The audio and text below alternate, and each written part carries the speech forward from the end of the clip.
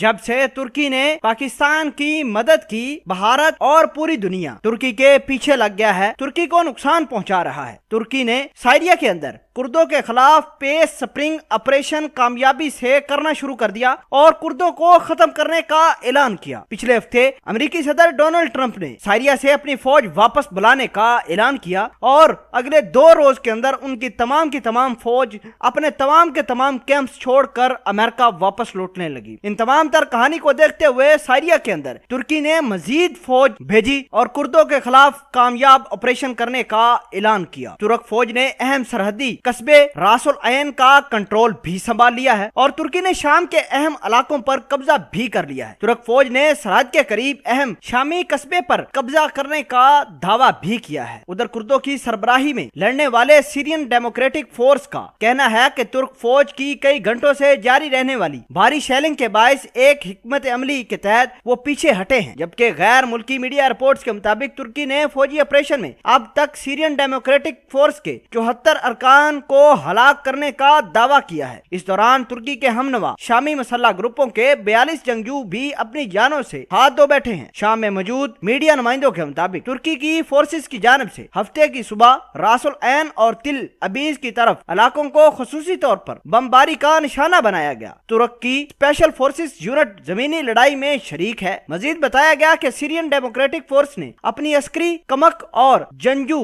रासुल ऐन भी भेजी है। तुर्की की फौज ने शमाली शाम में मुख्तलिफ इलाकों पर गोलाबारी का सिलसिला जारी रखे हुए है और उधर दूसरी जानब शामी कुर्द बागियों के रॉकेट हमले से 10 तुर्क शहरी भी जाम हक हो चुके हैं। 35 से ज्यादा जख्मी भी हुए, जिन्हें तिब्बी इमदाद के लिए अस्पताल मुंतकिल किया गया, जबकि हमले में मुताद्दद शहरी आबादी को भी बड़ा नुकसान हुआ। दूसरी जानब तुर्क सदर तैयब एर्दोगान ने एक बार फिर ऑपरेशन रोकने के लिए आलमी दबाव को मुस्तरद करते हुए कहा कि दबाव के बावजूद शमाली शाम में ऑपरेशन नहीं रोकेंगे, मखसूस लोग भी कहें हम पीछे नहीं हटेंगे। एक तकरीब से खिताब करते हुए उन्होंने कहा कि हमारे ऑपरेशन कुर्द भाइयों के लिए नहीं बल्कि कुर्दों में मौजूद एक दहशतगर्द तंजीम के खिलाफ है। इन तमाम तर कहानी को देखते हुए भारत ने तुर्की पर इल्जाम लगाया कि वो इंसानी कत्ले आम बंद करे। मजीद आपको ये बताते चलें कि भारत के वजीर खारजा ने भी तुर्की की पॉलिसी को गलत करार देते हुए इस बात का कहना था कि तुर्की इंसानी बहरान को जन्म दे रहा है। कुर्दों को अमेरिका का राइट हैंड भी कहा जाता है। अमेरिका ने कुर्दों के ऊपर बहुत ज्यादा पैसा इन्वेस्ट किया था ताकि कुर्द दाइश के खिलाफ कार्रवाई कर सके। कुर्दों को